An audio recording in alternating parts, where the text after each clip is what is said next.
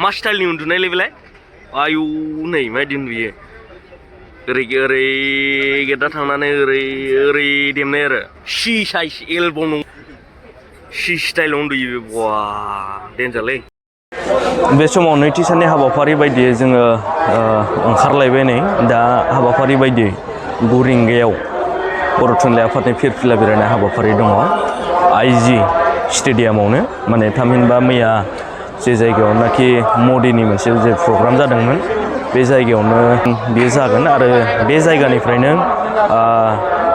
India गेटसिम मोनसे mega rally जानो थांगासिनो दङ बे हाबाफारिनि थाखाय जोङो दा रेडि जानानै दंसै आरो मा नै बयबो रेडि दा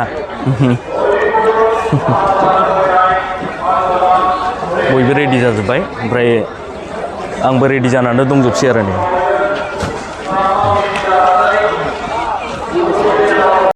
ओमफ्राय जोंनि थानायनि बेबस्थाया बेबायदिमोन नै साफ्रामबो माने कम्बल दङ माने कम्बल होखानाय जादों आरो जों लोगोसे गान्दु आरो नैबे दा जोङो बास गाखोनो थांगासिनो दङ आइजि स्टेडियामसिम मैया थाबायनानैबो जोङो फैदों बास गाखोबाय जों दानिया बास गाखोबाय बे नैबे बासजोंनो थांनोसै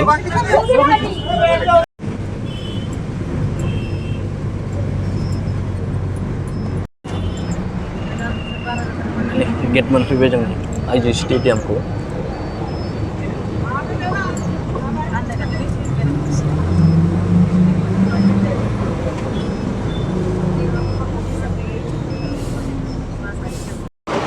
फाइनालि जों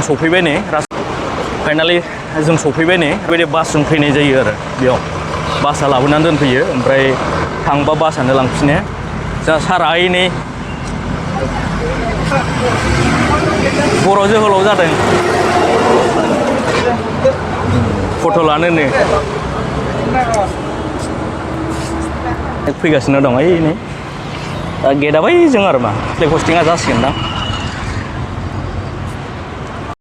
स्टेडियाम सिङाव हाबबोबाय जों बेयाव चेकिं जादोंमोन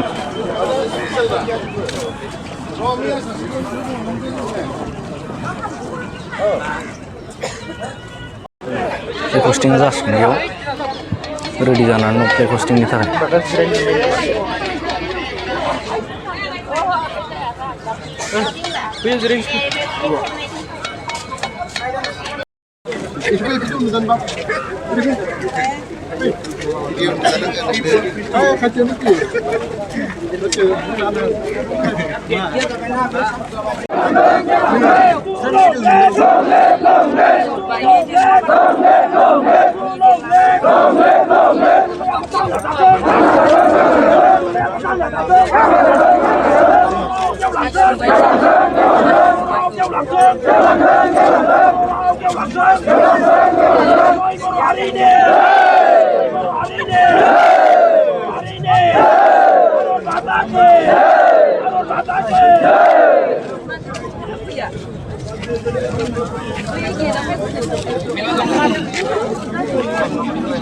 हाबाफारियावनो बाहागो लानो हादों दिनै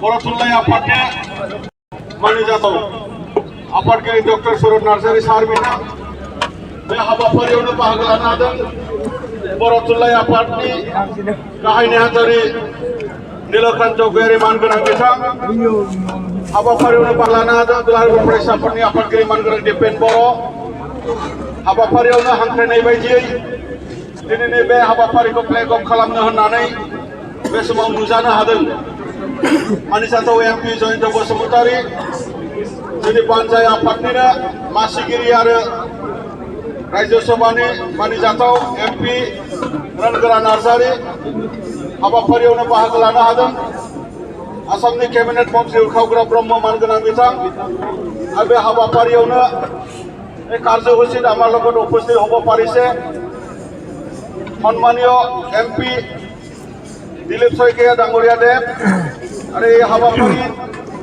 উপস্থিত হব পাৰিছে আজিৰ এই কাৰ্যসূচীত উপস্থিত হব পাৰিছে আমাৰ অসমত বিভিন্ন জাতীয় সংগঠন ছাত্ৰ সংগঠন CCPT আৰু মেম্বাৰ অৰ্গেনাইজেশ্যন সভাপতি সম্পাদক প্ৰমুখ কৰ্মকৰ্তাসকল ইয়াত উপস্থিত হ'ব পাৰিছে। এই সভাত উপস্থিত হ'ব পাৰিছে বিভিন্ন অসমত সাংবাদিক বন্ধুসকল। এই সভাত উপস্থিত হ'ব পাৰিছে বিভিন্ন অসমৰ পৰা আহি বুদ্ধিজীৱী বা শ্ৰদ্ধা ৰাইজ ইয়াত উপস্থিত হ'ব পাৰিছে। बे हाबाफारियावनो बाहागो लानो हादों गान्धी हिन्दुस्तानी साहित्य सभानि मानगोनां ट्रास्टी प्रफेसर रमेश बरदुआ मानगोनां बिथां आरो मैया जितु भारतनि गाहाय मन्थ्रि बिथाङा गोबां बाथ्रा बुंलांबाय बे बाथ्राफ्रा थारैनो हारि दानायनि थाखाय जोंनो मोनसे गोहो गोसो होदों आरो बेखौनो लानानै दिनै जोङो गोसो आवगायलांगोन। दिनैनि बे रेलिआ अति गाहामै गाहाम जाफुंसारो। साननैनि हाबाफारिनि जे जागायनायाव जेरै मोजां जादों जोबनाय फारसेबो बेबायदिनो आब्रुथियै जोबलाङो। बयनिबो थाखाय गोसोखांजाथाव मोनसे इभेन्ट जानानै थायो। बेखिनिखौनो मिजिंथिनानै दिनैहाय जे फ्लेग अफ खालामनाय बे मेगा कालचार रेलि बेखौ आं खालामनो सिगांबाय। बयनिसिमबो गोजोननाय जासिबाय। गोजोन्थों। बे समाव मानव गेदेर फ्लेग अफ खालामनो होननानै हांख्राय जानाय गणिजाथाव MP जयन्त बसुमतारी बिथांखौ फ्लेग अफ खालामनो थाखाय आं गुरै खावलायबाय।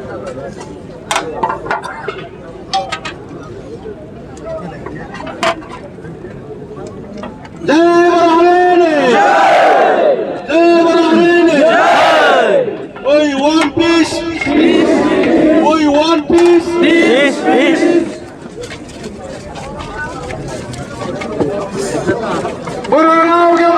Kéo làng cơn, kéo làng cơn. Kéo làng cơn, kéo làng cơn. Go xả trơn, go xả trơn. Go xả trơn, go xả trơn. Long live, long live. আমার যুদ্ধা এই যুদ্ধ সকলে ভাগ দেখা কার কৰিছে। গতিকে আমাৰ ভাৰতৰ বাবে অত্যন্ত গুৰুত্বপূৰ্ণ ব্যস্ত হৈছে আৰু আমি দেখিছোঁ যোৱা 4টা বছৰত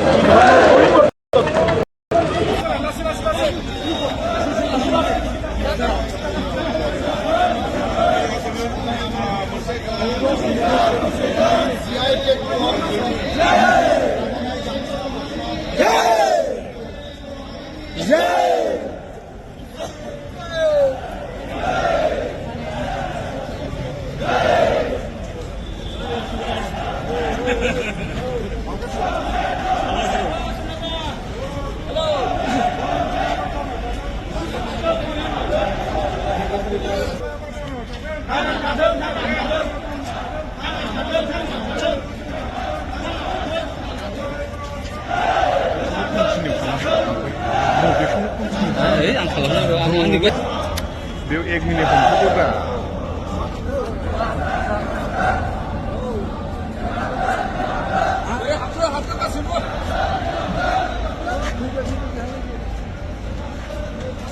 आंटी जी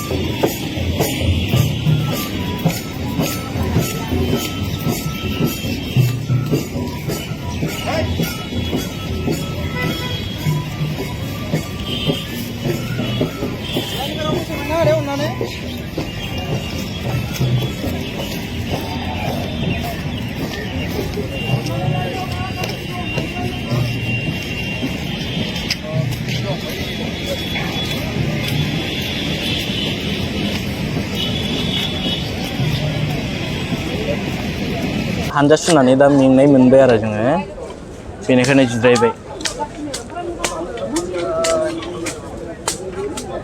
ना गैयै मानसि फैगासिनो दं नै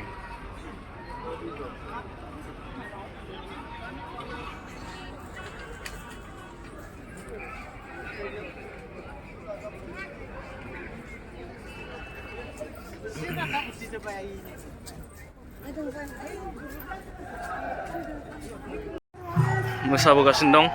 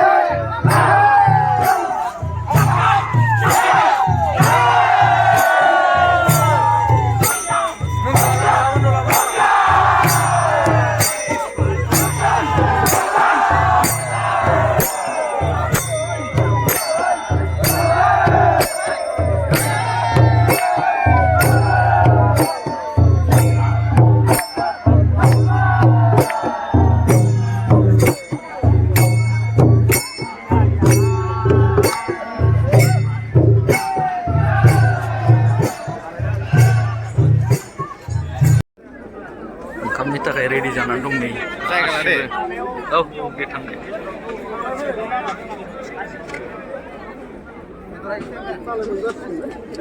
मोनबाय दे ओंखाम जाखांनानै रेलि जोबखांनानै ओंखाम जाखांनानै जोङो दान्दिसे रुमाव फैफिनबाय थाबायनानैनो फैबाय जोङो नै मैयाबो थाबायनाय आरो दिनैबो थाबायनाय राजघाटआबो इयाव थाबाय ओमफ्राय नै बियो माबा बे जादों गान्धी दर्शन गान्धीनि मुसुखाफोर दं आरो ओइनि बे जादों गान्धी दर्शन दे गान्धीया साइकेल सालायदों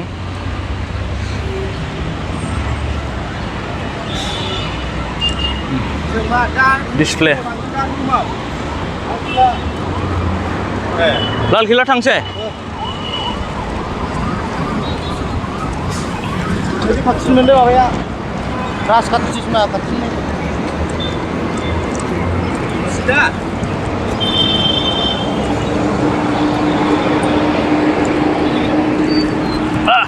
नैथि साननि जे भिडिअ बेखौ बेखिनियावनो दोनथ'नोसै ओमफ्राय बेजों लोगोसे नेक्स्ट राजघाटआव बेरायनाय जन्तर मन्तराव बेरायनाय लाल किल्लायाव बेरायनाय नैबेबायदि भिडिअखौ लाबोगासिनो दङ दान्दिसे उनाव नेनानै था